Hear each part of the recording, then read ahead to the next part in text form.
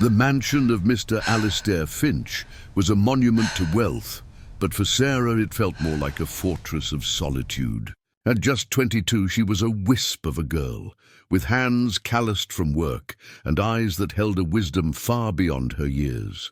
Her uniform, a crisp black and white, was a constant reminder of her place, at the bottom of a steep social ladder. Alistair, a man of sharp suits and even sharper words, was the embodiment of success.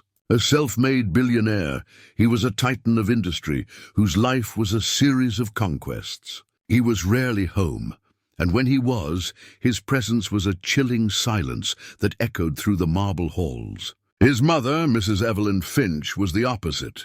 She was a fading rose, her once vibrant spirit now confined to a wheelchair, her days spent in the vast sunlit conservatory, a place overflowing with life she could no longer tend to. Sarah's duties were simple: clean, serve, and be invisible. The other staff treated her with a mixture of suspicion and indifference, a quiet resentment for the newest hire. To them, she was just another temporary figure in the grand, unchanging theatre of the Finch estate. One afternoon, while dusting a collection of antique teacups, she heard a soft, hacking cough from the conservatory. She paused, her hand hovering over a delicate porcelain rim. It was Mrs. Finch. It wasn't the first time. The cough had been a constant companion to the elderly woman for weeks, growing more persistent with each passing day. The private nurse, a brisk woman named Helen, always dismissed it as a common cold, a natural ailment of old age. Sarah, however, had a gut feeling it was something more. Her own grandmother, whom she had cared for in her final years, had coughed the same way. A deep, wet sound that spoke of something trapped inside. Sarah's instinct told her to go to Mrs. Finch, to simply ask if she was okay, but the unwritten rules of the house were clear. Maids do not speak unless spoken to. So she continued to dust, her heart heavy with a growing sense of unease. The next morning, Mrs. Finch refused her breakfast. She only picked at a single slice of toast, her hands trembling slightly. "It's just my nerves, dear," she said to Helen, her voice barely a whisper. Helen scoffed quietly. "She just wants attention. She'll eat when she's hungry." Sarah, standing by the doorway with a tray of clean cutlery, felt a knot tighten in her stomach. It wasn't attention. The woman looked weak, her skin pale and clammy. As Sarah went to the kitchen, she saw the discarded toast and a glass of untouched orange juice. The food seemed to mock the idea of nerves. Later, she found Mrs. Finch staring out the conservatory window, a faraway look in her eyes. Sarah walked by, and in a moment of reckless empathy, she paused. "Mrs. Finch, are you feeling all right?" she asked, her voice soft but clear. Mrs. Finch turned, startled. She looked at Sarah, and for the first time, Sarah saw a flicker of something real in her eyes, not the polished veneer of a society matriarch, but the raw vulnerability of a woman in pain. I feel a little tired, dear. That's all," she said, managing a weak smile. But Sarah saw the lie in her eyes. The faint, rattling sound of her breath was proof enough. The maid's instincts screamed at her to do something, anything. But what could a simple maid do? She had no authority, no voice. No one would believe her. What do you think Sarah should do? Should she risk her job to help Mrs. Finch, or should she stick to her duties and stay out of it? The following days were a blur of growing concern. Mrs. Finch's cough worsened, and she spent most of her time asleep, a sickly pallor to her skin. Helen, the nurse, was increasingly impatient, often leaving the room for long periods, claiming her patient was resting. It was during one of these absences that Sarah made a decision that would change everything. She was cleaning the library when she saw Mrs. Finch's medical chart sitting on a desk, a detailed log of her vital signs and medications. She knew it was a violation of trust, but her conscience screamed louder than the rules. Her heart pounding, she picked it up, her eyes scanning the neat handwriting. There were no new notes, no change in medication, just the same old routine. It was as if no one was truly paying attention. And then, at the very bottom, she saw it, a small, almost unreadable entry from 3 months ago, a note about a new experimental blood pressure medication. Sarah's grandmother had taken a similar one, and it had caused a debilitating respiratory infection. Could this be it? Without another thought, she took a photo of the entry on her phone. It was a risky, desperate act, but her moral compass was set. She would get this information to someone who would listen, no matter the cost. Thank you so much for staying with us and watching so far. The best is yet to come. Don't go anywhere, because the next chapters will reveal a shocking truth that will change the Finch family forever. Sarah couldn't sleep. The photo on her phone, a grainy image of medical jargon, felt like a ticking time bomb. It was evidence, but of what? A mistake? Negligence? Or something far more sinister? She knew she couldn't show it to Helen. The nurse's dismissive attitude was proof enough. She wouldn't listen. The only person with the authority to act was Alistair Finch himself, but he was a ghost, a name on the payroll, a silhouette in a window. She hadn't seen him in days. The pressure weighed on her, a moral dilemma with no easy solution. The air in the mansion felt thicker, heavier, and the silence seemed to magnify every cough from Mrs. Finch's room. That morning, Sarah found Mrs. Finch staring at the conservatory door, a look of profound loneliness on her face. He's not here, is he?" she whispered, her voice frail. "Mr. Finch, I mean." Sarah's heart ached. "No, Mrs. Finch, not today." A tear, clear and silent, rolled down the old woman's cheek. It was a silent plea for help, a cry for her son that was never heard. Sarah knew then that she had to act. Her job was on the line, but a life was more important than a paycheck.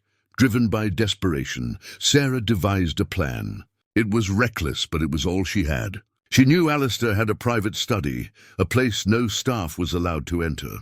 It was a sacred space, a sanctuary for the man who controlled fortunes. Her plan was to leave a note, a simple message that would force him to look at the medical chart. She waited until the middle of the night, when the house was blanketed in a deep, peaceful stillness. The only sound was the distant hum of the central heating and her own frantic heartbeat. She crept down the long, silent hallway, the floorboards groaning softly under her weight, each creak sounding like a thunderclap. She reached the study door. It was unlocked. A stroke of luck or a sign? She slipped inside, the room smelling of old leather and wealth. On his massive mahogany desk, a stack of documents lay neatly organized.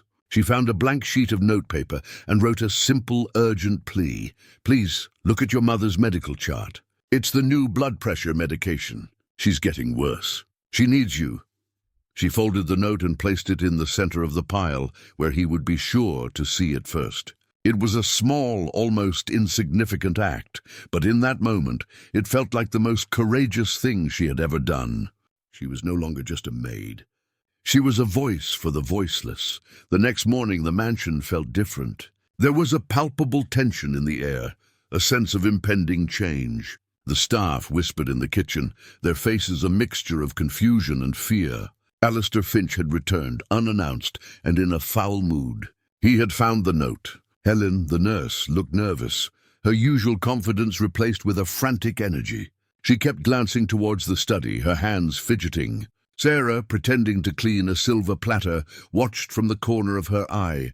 She saw Alistair emerge from the study, a furious expression on his face. He held a piece of paper, her note. He marched straight to Helen. "What is this?" he demanded, his voice a low, dangerous growl. Helen stammered, I don't know, sir. It must be some mistake."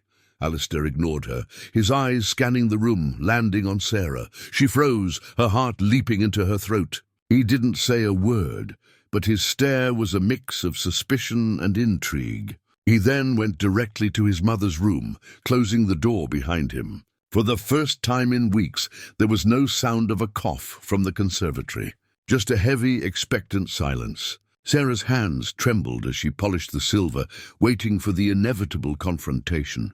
She had risked everything, but what if Alistair didn't believe her either? Inside his mother's room, Alistair Finch's world was collapsing. He sat by her bed, his mother frail and unresponsive, her breathing shallow. The note he held in his hand felt like a burning accusation. "She's getting worse. She needs you. How had he not seen it?" He had trusted Helen, the highly paid nurse with impeccable references. He had trusted the system he had built, a life of outsourced care and delegated responsibility. He was a master of logistics, a CEO who moved millions with a single keystroke, but he had failed to see the decline of the one person who truly mattered. He looked at his mother's gaunt face, the delicate lines around her eyes, now etched with pain. He felt a profound sense of shame, a raw and unfamiliar emotion. It was then that he noticed the small, nearly invisible pill dispenser on her nightstand. He picked it up, his gaze falling on the label, new blood pressure medication. It was exactly as the note had said, the same note written by a person he didn't even know. He stormed out of the room, his mind racing. He needed answers, and he knew exactly who to find. He strode through the halls, his polished shoes echoing on the marble, a hunter on the trail of his prey. He passed Sarah, who was silently wiping down a banister, and their eyes met. His look was no longer just suspicious. It was intense, a silent question. She simply nodded, a small, courageous gesture of confirmation. Alistair found Helen in the staff kitchen, laughing with the cook. The sound of their easy chatter grated on his nerves. He slammed his hand on the counter. "Helen," he said, his voice a low, terrifying growl that instantly silenced the room. "The medical chart. The new blood pressure medication. Tell me everything." Helen's face went white. She stammered, "Sir, I don't know what you're talking about." Her lies were transparent, a thin veil over a deep-seated fear. "Don't lie to me," Alistair shot back, pulling out his phone. "I've cross-referenced this drug. It's known to have severe respiratory side effects, especially in the elderly. Why didn't you inform me? Why did you dismiss my mother's symptoms as a common cold?" Helen's composure broke. She looked around, trapped. "It was just a new medication, sir. The doctors said it would be fine. I followed all the protocols." Her voice was shrill, desperate, but her words rang hollow. Alistair's eyes narrowed. "Protocols? Protocols are for people who don't care. Where were you when my mother was choking on her own phlegm? Where were you when she refused to eat? You were out here laughing while she was dying in there." The truth was a physical force, a punch to the gut. The cook looked at Helen with disgust, her own loyalty to Mrs. Finch outweighing her fear of Alistair. The confrontation was explosive, a moment of raw human drama in a house of carefully curated appearances. It was the first time Sarah had ever seen Alistair Finch truly lose control, and it was all because of his mother. The fallout was immediate.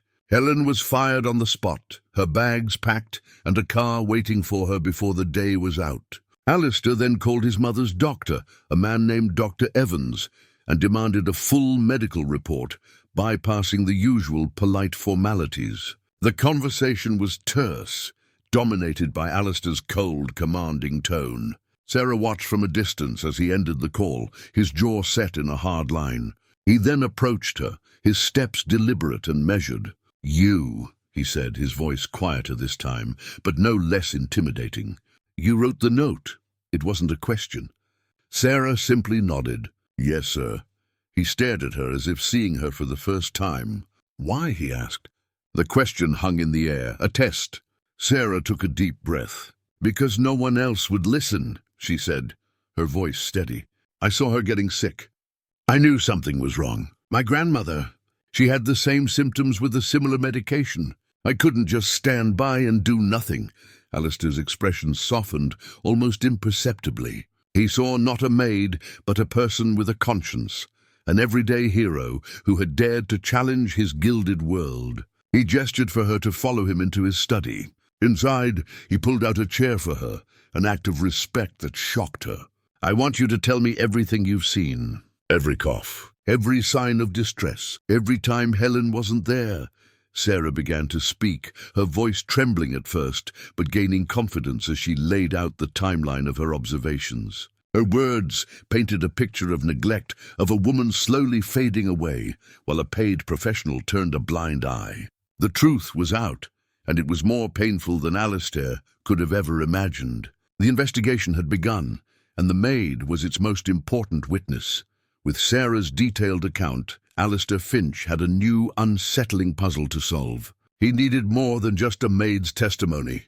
He needed professional confirmation. He immediately arranged an emergency meeting with Dr. Evans, the family physician who had prescribed the controversial blood pressure medication. The meeting took place in the sterile, silent environment of Dr. Evans's private office. The doctor, a man in his late 50s with a perpetual air of exhaustion, was clearly uncomfortable. "Mr. Finch, I assure you the medication was within the standard guidelines," he repeated, his voice defensive. Alistair leaned forward, his eyes fixed on the doctor. "Standard guidelines don't explain why my mother is now on the verge of a respiratory collapse. You prescribed this drug, Dr. Evans. You signed off on it. I want to know why you chose this specific medication when there were safer alternatives, especially given her age." The doctor's face paled. He stammered, It was a clinical trial. My practice was compensated to recommend it to certain patients who fit the criteria." The words hung in the air, a shocking revelation. It wasn't just negligence. It was a cold, calculated betrayal. The doctor had risked Mrs. Finch's life, not for her well-being, but for financial gain. Alistair felt a new wave of rage, colder and sharper than before. "Compensated? You mean you were paid to experiment on my mother?" he said, the words dripping with ice. Dr. Evans' silence was his confession. The conversation was over. Alistair rose, his power and fury radiating through the room. "You will not only lose your license, Doctor, but you will also face every legal action I can muster. And I promise you, I will make sure the world knows what you did." He left the stunned doctor to his shame. The truth now, a venomous serpent uncoiled and ready to strike. The shocking discovery about the doctor changed everything. Alistair returned to the mansion with a grim determination. His immediate priority was his mother's health, so he arranged for a new team of specialists to be flown in from around the world to provide care. But he also had a secondary mission, to find out who else was involved. He was convinced that the nurse Helen couldn't have acted alone. Someone must have orchestrated this entire ordeal, using his mother as a pawn in a larger game. He sat down with Sarah in his study again, a space that was now improbably a hub of investigation. He looked at her, no longer with suspicion but with a deep-seated respect. "Sarah," he began, "you have a unique perspective on this house. You've seen things others haven't.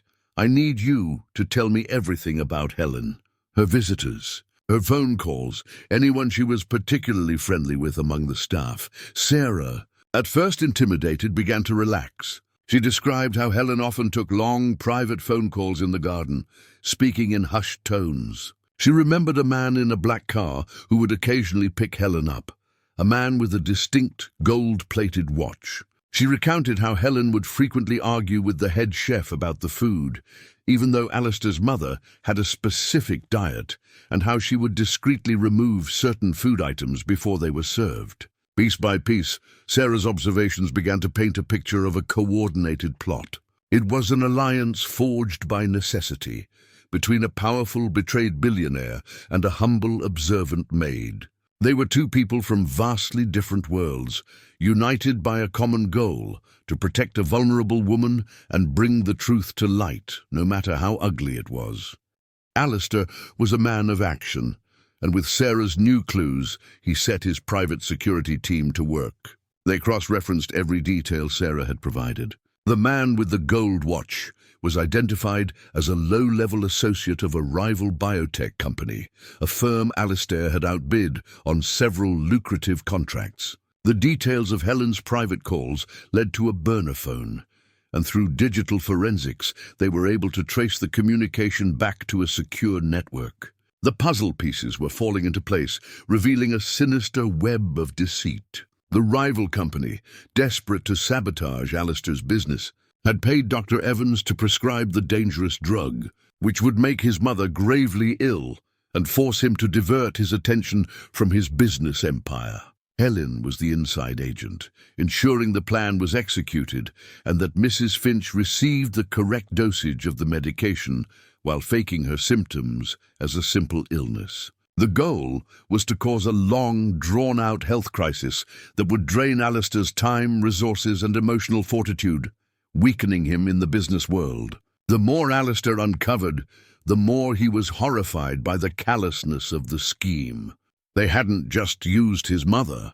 They had targeted her, knowing her health was his greatest vulnerability. The maid's simple note had not just saved his mother's life. It had exposed a conspiracy that went straight to the heart of his business and his family. The line between corporate warfare and personal attack had been erased, and Alistair, now fully aware of the stakes, was ready to fight back with everything he had. Armed with the knowledge of the conspiracy, Alistair set a trap. The man with the golden watch, Sarah's crucial lead, was the key. Alistair's private investigators had identified him as Marcus Thorne, a mid-level manager at a rival biotech firm. He was known for his love of luxury and his penchant for high-risk gambles. Alistair, a man who understood leverage better than anyone, knew exactly how to find him. He set up a fake acquisition meeting with Marcus's company, creating a scenario that would require Marcus to attend. The meeting was set for a high-end restaurant, a place where business was conducted and secrets were exchanged. Alistair's plan was simple but elegant. He would use his overwhelming power to force a confession. As Alistair walked into the restaurant, he saw Marcus, a man of average height and a slightly nervous demeanor, a stark contrast to his arrogant swagger. The gold watch, a loud and vulgar piece of jewelry, was a dead giveaway. They sat down, and Alistair, bypassing all business pleasantries, laid out his cards on the table. "I know about the conspiracy, Marcus. I know about the doctor, the nurse, and I know about the medication you paid to have prescribed to my mother. My private security has everything: phone records, financial transactions, and a very detailed timeline of your every move. I can have you arrested for attempted murder and corporate espionage, and by the time you get out, your life will be over." "Or," Alistair said, his voice dropping to a low, commanding tone, "you can tell me everything. Every name, every detail, every person involved. And I will make sure you walk away from this with a new identity and a fresh start somewhere no one will find you." Marcus's face drained of color. The choice was clear: a life in prison or a new, anonymous life. Marcus Thorne didn't hesitate. The choice was a no-brainer. He began to talk, his words tumbling out in a torrent of fear and desperation. He revealed that he was not the mastermind, but a pawn in a larger game orchestrated by the CEO of his own company, a woman named Victoria Sterling. Victoria was a fierce and ruthless competitor who had lost a major contract to Alistair, and she saw his mother's illness as a way to cripple him financially and emotionally. The plan was not just to distract Alistair, but to break him. They had paid Dr. Evans a fortune to prescribe the dangerous drug, ensuring a slow, painful decline in his mother's health. They had also hired Helen, the nurse, as a spy to report on the progress and to ensure that no one interfered with the plan. The ultimate goal was to make Alistair so consumed by his mother's care that he would neglect his business, allowing Victoria to swoop in and steal his most valuable assets. The details were chillingly precise. They had calculated his every move, every possible reaction, and had even planned for the possibility of his mother's death. But they had not calculated for one thing: a simple maid with a strong conscience. Marcus's confession painted a picture of a cold, heartless plot, a business rivalry that had spiraled into a personal attack, a cruel game played with a human life as the ultimate prize. Alistair listened in stunned silence, a whirlwind of emotions, anger, disbelief, and a profound sense of betrayal rushing through him. He had always believed in a certain honor among competitors, but this was an act of pure evil. Alistair returned to his mansion, his mind reeling. The extent of Victoria Sterling's malice was almost impossible to comprehend. He immediately called his legal team and instructed them to prepare a lawsuit that would not only expose Victoria, but would also seize every asset she owned. He was going to dismantle her company and her life, piece by piece, just as she had tried to do to him. But before he acted, he went to his mother's room. He sat by her bed, holding her frail hand, feeling a new and profound sense of connection to her. He had been so focused on his business, on building his empire, that he had neglected the most important thing in his life. He had taken her for granted, assuming she would always be there, a silent figure in the background. But it was in that moment, with the truth laid bare, that he realized how close he had come to losing her. It was then that he truly understood the immense power of Sarah's intervention. A simple note, a selfless act of kindness, had not only saved his mother's life, but had also exposed a conspiracy that could have destroyed his family and his business. He realized that Sarah was not just an employee. She was the catalyst for change in his life. She had shown him that true wealth wasn't in the billions he had amassed, but in the connections you made with others and the compassion you showed. He went to his study, sat down and wrote, not a business deal or a legal strategy, but a heartfelt letter to Sarah, thanking her for her courage and her kindness, and telling her that from this day forward she would no longer be just a maid, but a part of his family, with a new team of doctors meticulously monitoring Mrs. Finch. Her health began a slow but steady recovery. The dangerous medication was gone, replaced with a safe and effective treatment. As her mother's physical condition improved, Alistair's focus shifted entirely to Victoria Sterling, the woman who had orchestrated the entire conspiracy. He had already set his legal team in motion, but he wanted to face her himself, to deliver the final blow in person. He arranged a meeting, ostensibly to discuss a new business opportunity. He chose her office, a towering monument to her success, a place where she felt untouchable. As he walked in, she greeted him with a chillingly polite smile, a mask of false cordiality. "Alistair, to what do I owe the pleasure?" she said, gesturing to a seat. He didn't sit. He stood, tall, his presence filling the room with an icy intensity. "The pleasure is all mine, Victoria," he said, his voice flat. "I've come to discuss your recent business ventures. Specifically, your failed attempt to sabotage my family." Victoria's smile faltered, replaced by a flicker of fear. "I don't know what you're talking about," she said, her voice a little too sharp. Alistair pulled out a folder, placing it on her desk. "This folder contains everything. Transcripts of your calls with Dr. Evans, financial records of the payments to Helen, and Marcus Thorne's full sworn testimony. It's all here. You're finished, Victoria. Not just in business, but in every court of law. I'm going to make sure you lose everything you have. And it won't be from a stock market crash or a hostile takeover. It will be because you chose to target an innocent old woman. You chose to play a game with human lives, and now you're going to pay the ultimate price." Victoria Sterling's carefully constructed world came crashing down in a single moment. The polite facade shattered, revealing a woman cornered and desperate. She looked at the folder, her eyes wide with disbelief, her mind racing to find a way out. "You're bluffing," she spat, her voice trembling. "There's no way you have all of that." Alistair simply smiled, a cold, humorless expression. "Try me. My lawyers are already preparing to file the lawsuit. By this time tomorrow, the news will be everywhere. The SEC, the FBI, and the media will be at your door.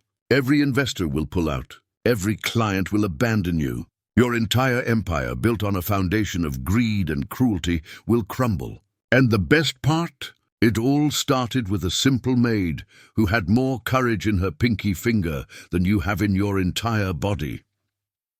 The words were like a physical blow. Victoria sank into her chair, defeated. The great business titan, the ruthless competitor, was now just a woman facing the consequences of her own malice. Alistair had not just won. He had delivered a final moral victory. He had shown her that there were lines that should never be crossed, even in the cutthroat world of corporate warfare. He turned and walked out, leaving her alone in her opulent office, a prisoner of her own dark ambitions. The chapter of betrayal and deceit was finally over, but a new one, of justice and redemption, was just beginning. Back at the mansion, A sense of peace had finally returned. The air, once heavy with tension, was now light and filled with hope. Mrs. Finch was recovering quickly, her laughter echoing through the halls for the first time in months. The new medical team was dedicated and kind, and the atmosphere in the house was transformed. As for Alistair, the experience had changed him fundamentally. He had learned that his obsession with work had left him blind to the people who truly mattered. He began spending more time with his mother, reading to her, sharing stories, and simply being present. He saw the world differently now, not in terms of profits and losses, but in terms of people and their stories. And Sarah, the quiet maid who had started it all, was no longer invisible. Alistair had made good on his promise. He had set up a trust fund for her, ensuring she would never have to work a day in her life. He also offered her a position as a personal assistant to his mother, a role that was more like a companion than an employee. Sarah accepted, her loyalty to the woman she had saved, and her gratitude for the man who had finally listened, unwavering. The once cold mansion was now a home, a place of second chances and unexpected connections. The story of Alistair Finch and his mother was a triumph of the human spirit, a testament to the fact that even in a world of immense wealth, it's the simple acts of kindness that truly matter. And for Sarah, the former maid, her courage had not only changed the lives of others, but had also paved the way for a beautiful new beginning for herself. While Alistair Finch found a new purpose in his life and Sarah settled into her new, respected role, the aftermath of the conspiracy was far from over. The news of Victoria Sterling's fall spread like wildfire through the business world. The lawsuit was a public spectacle, revealing a web of corporate espionage and personal cruelty that stunned everyone. Victoria, stripped of her assets and her reputation, faced a long prison sentence. But the most significant impact was on Dr. Evans. His medical license was revoked and he was disbarred from the medical community, his name now a synonym for unethical practice. He went into hiding, unable to face the professional and public humiliation. Yet for Sarah, the weight of the secret lingered. While she was grateful for her new life, she couldn't shake the memory of Mrs. Finch's frail body and the silent plea in her eyes. The truth of how close she had come to death was a constant reminder of the darkness she had exposed. She would often visit Mrs. Finch in the conservatory, where the old woman was now thriving, her laughter a testament to a life saved. But sometimes, when she was alone, Sarah would feel a cold dread, the realization that she had been the one to uncover a conspiracy that had nearly cost a life. It was a burden, a heavy mantle of responsibility that she now carried. The public saw a neat ending. The villain was punished, the hero was rewarded, and the family was reunited. But real life is far more complex. The legal proceedings against Victoria Sterling and Dr. Evans were long and brutal. Alistair, now more hands-on than ever, was a frequent visitor to courtrooms and legal offices. The financial and emotional toll on him was immense. He had to rebuild his company's reputation, assure his investors, and deal with the endless media scrutiny. He relied heavily on Sarah during this time, finding her simple, grounded perspective a welcome contrast to the cynical world he inhabited. She would often bring him tea in his study late at night, and they would talk not just about the legal proceedings, but about life, about her small-town upbringing, and about the simple joys he had forgotten. He learned that she had used part of her new wealth to help her family back home, ensuring they had a better life. Her generosity and humility were a constant source of inspiration to him. He realized that the greatest victory wasn't just exposing the conspiracy, but in learning to be a better person, a more compassionate son, and a more trusting employer. The mansion, once a cold monument to his success, was now a sanctuary, a place where he could be his true self. Free from the ruthless world of business, the story of the maid who saved the millionaire's mother became an urban legend in the Finch household and beyond. It was a story of hope and resilience, a testament to the power of one person's courage. The story even reached the broader community through local news outlets and social media, though the Finch family was careful to keep the details private. People were inspired by Sarah's actions, and her story became a symbol of the everyday hero that her new life embodied. The incident also had a ripple effect on the staff. They saw how Alistair had changed, how he now treated them with respect and genuine care. The atmosphere in the house shifted from one of fear and suspicion to one of mutual respect and trust. The butler, the cook, and the groundskeepers, who had once been wary of each other, now worked together as a team, united by their shared admiration for Sarah and their relief at the return of the kind and gentle Mrs. Finch. The mansion was no longer just a workplace. It was a community, and for Sarah, the experience had taught her a powerful lesson, that courage is not about being fearless, but about taking action in the face of fear. Her life, once defined by her humble circumstances, was now a living testament to the truth that a single act of kindness can change not only one life, but a whole world. The story was far from over. It was a new beginning. The public legal battles against Victoria Sterling and Dr. Evans were a loud, chaotic storm, but inside the Finch mansion, a quiet and profound healing process was unfolding. Mrs. Evelyn Finch, once frail and fading, was now blooming with a newfound vitality. She had regained most of her physical strength, her days no longer confined to a wheelchair. She would spend hours in the sun-drenched conservatory, a place that now felt like a second chance at life. Her laughter, a sound that had been absent for months, now echoed freely through the halls. Yet the emotional scars of her ordeal ran deep. In moments of quiet reflection, she would confide in Sarah, sharing the painful memories of her loneliness and fear. She spoke of the emotional isolation, of feeling like a burden, and of the crushing realization that her own son, consumed by his empire, was not there to see her silent struggle. Sarah, with her gentle and patient nature, became her anchor. She didn't offer advice or platitudes. She simply listened. Her presence was a comforting balm, helping Mrs. Finch process the feelings of abandonment and betrayal that had festered in the shadows of her illness. The two women, so different in age and background, had forged a bond far stronger than that of employer and employee. It was a friendship built on a shared experience of vulnerability and a mutual respect for each other's resilience. Alistair, too, was grappling with the emotional aftermath.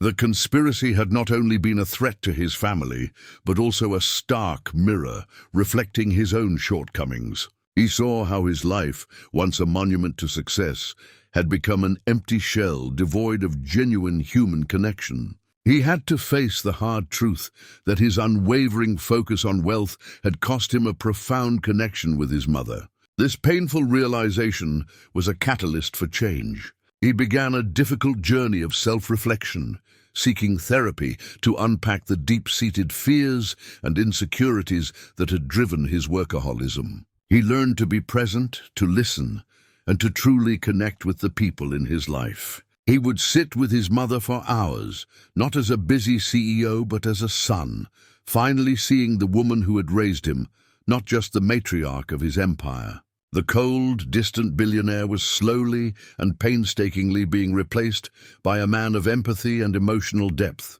The mansion, once a gilded cage of isolation, was transforming into a place of warmth, healing, and honest human connection. Just as Alistair and his family began to find their footing, a new and formidable threat emerged from the corporate world. A rival company, led by the ruthless and cunning CEO Julian Vance, saw Alistair's recent public and personal struggles as a weakness to be exploited. Julian, a man known for his brutal business tactics, launched a hostile takeover bid. The media, hungry for a scandal, amplified Julian's narrative, painting Alistair as a soft, distracted, and compromised leader. The pressure was immense. The old Alistair would have met this threat with a cold, calculated fury, shutting out everyone to focus solely on the battle. But this was a new man, and he faced this challenge with the lessons he had learned. Instead of isolating himself, he gathered his entire leadership team, from the C-suite executives to the head of his HR department. He spoke to them not as a boss, but as a leader with a vision rooted in integrity. He laid bare the entire story of the conspiracy against his mother, of the betrayal and the cruelty. He spoke of Sarah's courage and how her selfless act had saved not only his mother's life, but also his own soul. He made it clear that they would fight this battle not with deception or malice, but with a new and unwavering moral compass. He explained that their company's true value was not in its quarterly earnings, but in its ethical principles and the loyalty of its people. The effect was electrifying. The executives, who had always viewed Alistair as a distant, almost mythical figure, were deeply moved by his vulnerability and honesty. They saw a man who had been humbled and transformed by a personal tragedy. They rallied behind him with a fierce loyalty he had never earned before. They worked tirelessly not for a bonus, but to protect the integrity of the company and the man they now deeply respected. Sarah, witnessing this from the sidelines, felt a profound sense of pride. The man who had been blind to her existence was now a beacon of integrity, leading with a strength born of compassion. The hostile takeover, once a looming shadow, became an opportunity for Alistair to prove that a leader guided by empathy and moral conviction could not only survive in the cutthroat business world, but could also thrive and inspire others to do the same. The public battle between Alistair Finch and Julian Vance became a narrative of good versus evil.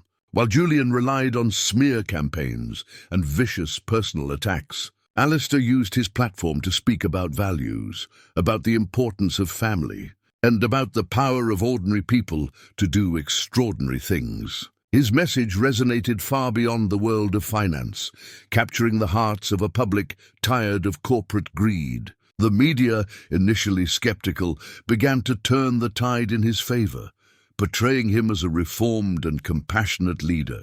Julian, unable to compete with Alistair's newfound authenticity and the widespread public support, was forced to withdraw his hostile takeover bid, his reputation in tatters. The victory was definitive, but for Alistair, the true reward was not the defeat of a rival. It was the confirmation that his new life, his new values, were the right ones. He celebrated the win in the most meaningful way possible, with a quiet dinner with his mother and Sarah.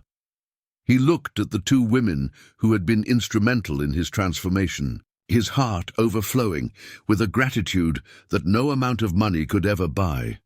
The very next day, in a move that shocked the business world and the media, Alistair made a public announcement. He was establishing a multi-million-dollar foundation, the Sarah Initiative, dedicated to funding and training at-home caregivers for the elderly. He spoke openly about his mother's ordeal, the dangers of corporate greed, and the immense debt he owed to the young maid who had saved his family. He explained that the Foundation's mission was to ensure that no elderly person would ever again suffer from the neglect and indifference that his mother had faced. The program would focus on training caregivers not just in medical protocols, but in empathy, observation, and communication, teaching them to see their patients as people with stories and dignity. For Sarah, the news was overwhelming. Alistair's final act of grace was not just a tribute to her. It was a powerful statement to the world that true success was measured not in profit margins, but in the positive impact you had on the lives of others. Her small, brave act had not only saved a life, but had also sparked a movement, a legacy of kindness that would touch countless lives for generations to come. Months turned into a year. The Finch mansion was no longer a symbol of cold wealth, but a beacon of warmth and a testament to profound change. The Sarah Initiative was a resounding success, expanding rapidly and receiving widespread praise. Its first class of trained caregivers, grounded in principles of empathy and observation, was already making a difference in the lives of elderly people across the country. Alistair Finch was a new man. He had not only defeated Julian Vance, but had also transformed his company, prioritizing ethical practices and social responsibility. He was still a titan of industry, but his success was now measured by a different metric: the positive impact he had on the world. His relationship with his mother had blossomed into something beautiful and deeply meaningful. They would often spend their evenings in the conservatory, talking for hours, reminiscing about the past and dreaming about the future. And Sarah? Her life had been irrevocably changed. She had gone from being an invisible maid to the most valued member of the Finch family. She had chosen to stay at the mansion, not as an employee, but as Mrs. Finch's companion, a role that allowed her to live with purpose and dignity.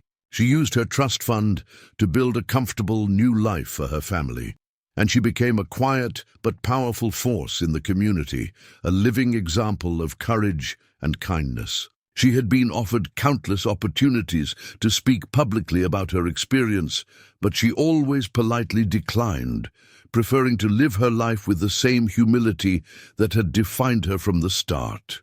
She had no need for fame.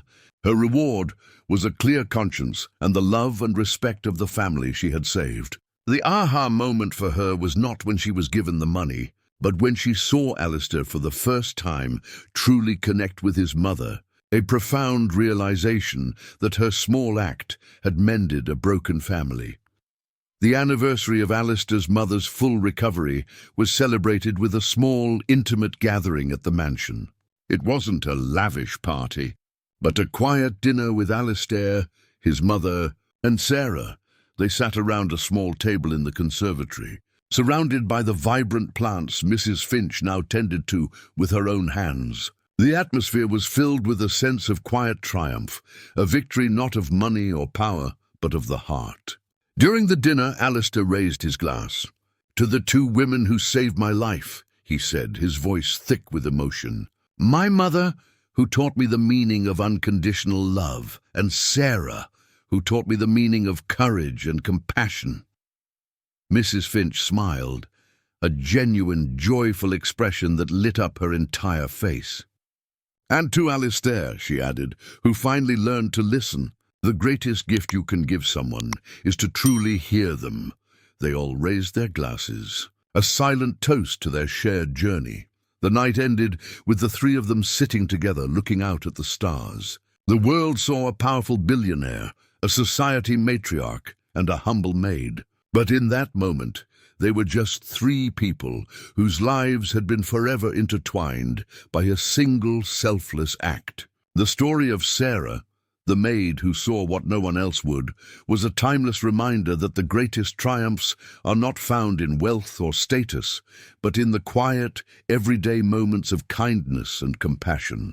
Her story, a simple tale of a person doing the right thing, had transformed a family, exposed a conspiracy, and left a legacy of hope that would inspire countless others. For Alistair, the victory over his rivals and the millions he had saved were insignificant compared to the triumph he felt in his heart, the profound and lasting triumph of a man who had found his humanity.